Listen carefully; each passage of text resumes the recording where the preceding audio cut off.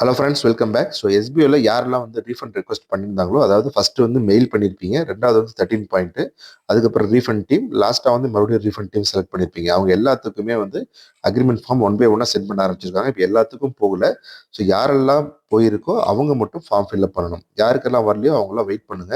So நீங்கள் வந்து உங்களுடைய பேஜை வந்து லாகின் பண்ணி பார்த்தீங்கன்னா, நார்மலாக வந்து இந்த மாதிரி எஸ்பிஓ கேரும் எஸ்பிஓ கேர் ஸ்டேட்டஸ் ரெண்டு ஆப்ஷன் தான் இருக்கும். ஸோ ஒன்ஸ் நீங்கள் டவுன்லோட் ஃபார்ம் வந்துருச்சு அப்படின்னா உங்களுக்கு வந்து இந்த மாதிரி எக்ஸ்ட்ரா ஒரு 3 ஆப்ஷன் வந்து ஆட் ஆகும். இதில் ஃபஸ்ட்டு பார்த்தீங்கன்னா உங்கள் ஃபார்மை வந்து ஃபஸ்ட்டு நீங்கள் டவுன்லோட் பண்ணிக்கோங்க. டவுன்லோட் பண்ணதுக்கப்புறம் அதில் வந்து 2 பேஜஸ் வரும். எப்படி நான் சொல்கிறேன் நான். ஸோ அதை ஃபில்அப் பண்ணிவிட்டு அதுக்கப்புறம் வந்து நீங்கள் ஒரு கடையில் கொடுத்து நீங்கள் அதை ஸ்கேன் பண்ணலாம். சைன் பண்ணணும். சைன் பண்ணிவிட்டு பண்ணலாம். அப்படி இல்லைன்னா நீங்கள் வந்து இமேஜாக அழகாக ஃபோட்டோ எடுத்துட்டு அதுக்கப்புறம் வந்து பிடிஎஃபாக கன்வெர்ட் பண்ணி நீங்கள் வந்து அப்லோட் பண்ணலாம். இந்த அப்லோட் பண்ணுறது இந்த இடத்துல ஆப்ஷன் இருக்குது. So download. ஸோ நீ ஃபஸ்ட்டு வந்து நீங்கள் டவுன்லோட் பண்ணிடுங்க. டவுன்லோட் பண்ணதுக்கப்புறம் பார்த்தீங்கன்னா இதுதான் வந்து ஃபார்ம் இப்படி தான் இருக்கும். இது நீங்கள் வந்து பிரிண்ட் அவுட் எடுத்துக்கணும்.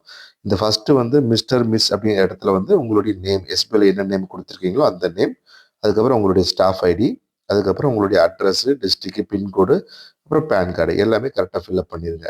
ஸோ அதுக்கப்புறம் பார்த்தீங்கன்னா மறுபடியும் இந்த இடத்துல இங்கே ரெஃபரன்ஸ் நம்பர் அப்படின்னு கேட்குது. அதுவும் வந்து உங்களுடைய ஸ்டாஃப் ஐடி தான். சரியா? நீங்கள் வந்து கம்பெனிக்கு கேட்கக்கூடியது. அதனால வந்து இங்கேயும் உங்கள் ஸ்டாஃப் ஐடி.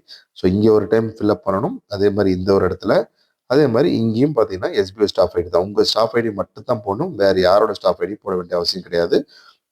ஸோ அதுக்கப்புறம் பார்த்தீங்கன்னா இந்த இடத்துல வந்து உங்களுடைய பேன் கார்டு, இங்கே பேன் கேட்டிருக்காங்க பார்த்தி, இங்கே வந்து பேன் கார்டை போட்டுருங்க. ஸோ ஃபைனலாக வந்து கீழே வந்து லாஸ்ட்டில் வந்து எல்லாமே சப்மிட் பண்ணிவிட்டு இங்கே வந்து உங்களுடைய மேலே வந்து சிக்னேச்சர் போட்டுருங்க. அதுக்கப்புறம் வந்து உங்கள் ஸ்டாஃப் ஐடி போடுங்க. சிக்னேச்சர் இந்த இடத்துல போட்டுட்டு உங்கள் நேமு, பேனு, எகைன் வந்து டேட்டு, பிளேஸ், எந்த டேட்டில் அனுப்ப போகிறீங்களோ அந்த இது. ஓகேவா? ஸோ இவ்வளோ தான். பேன் கார்டை வந்து நீங்கள் 3 இடத்துல ஃபில்அப் பண்ணுவீங்க. எஸ்பிஓ ஸ்டாஃப் ஐடி வந்து 4 இடத்துல ஃபில்அப் பண்ணுவீங்க. ஸோ இதில் என்ன விஷயம் கொடுத்துருக்காங்க அப்படின்னா, ஸோ பேசிக்காகவே வந்து இதில் 18% டேக்ஸ் நாங்கள் பிடிப்போம் அப்படிங்கிறத சொல்லியிருக்காங்க. அதுக்கப்புறம் வந்து இதில் நீங்கள் ஒன்ஸ் வந்து பேமெண்ட் வந்து வந்ததுக்கப்புறம் நான் ஏற்கனவே சொன்ன மாதிரி இந்த இடத்துல வந்து பேமெண்ட் ப்ரூஃப் வந்து அட்டாச் பண்ணுற மாதிரி இருக்கும். இந்த இடத்துல பார்த்தீங்கன்னா நீங்கள் ஒன்ஸ் பேமெண்ட் வந்து ஃபஸ்ட்டு வந்து உங்கள் டாஸ்க் இன்கம் கொடுப்பாங்க.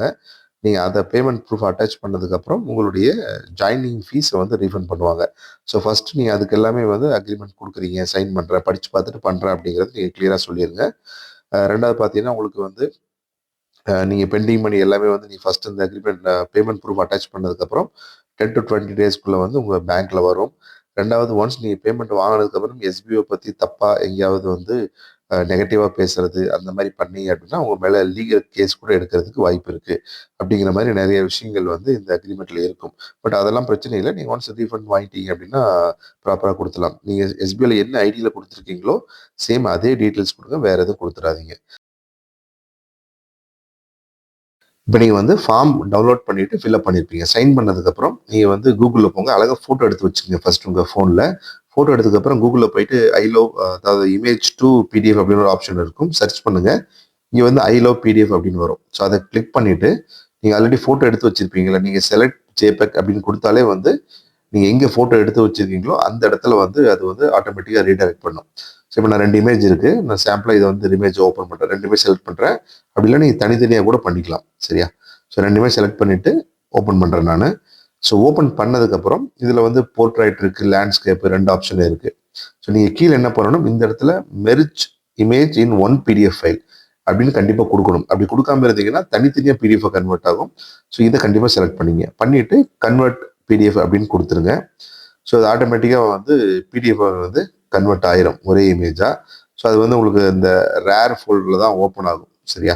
ஸோ அதை வந்து நம்ம வந்து எக்ஸ்ட்ராக்ட் பண்ணணும். பட் நீங்கள் நார்மலாக ஃபோனில் பண்ணும்போது அது உங்களுக்கு டைரெக்டாகவே வந்து இதில் தான் ஓப்பன் ஆகும், ஒரே ஃபைலில் தான் ஓப்பன் ஆகும். ஸோ அதனால் அந்த பிரச்சனை கிடையாது. ஸோ இது வந்து ஓப்பன் ஆகிருக்கு. ஸோ இதை நான் கிளிக் பண்ணுறேன்.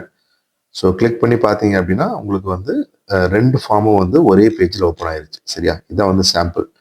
ஸோ இந்த மாதிரி ஓப்பன் ஆயிரும். அதுக்கப்புறம் நீங்கள் போய் அட்டாச் பண்ணணும். ஸோ அட்டாச் பண்ணுறது சேம் தான்.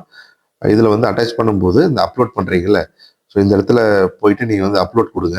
இந்த இடத்துல ஆப்ஷன் இருக்குது, இந்த அப்லோட் யுவர் அக்ரிமெண்ட். இதை கிளிக் பண்ணீங்க அப்படின்னா ஸோ இந்த மாதிரி ஒரு ஃபார்ம் வந்து உங்களுக்கு ஓப்பன் ஆகும். இதில் வந்து ஃபஸ்ட்டு உங்கள் நேம் செலக்ட் பண்ணுங்கள். அதுக்கப்புறம் ப்ரொஃபைல் ஐடி, அதுக்கப்புறம் எஸ்பிஐயில் கொடுத்துருக்க டீட்டெயில் தான் எல்லாமே கொடுக்கணும்.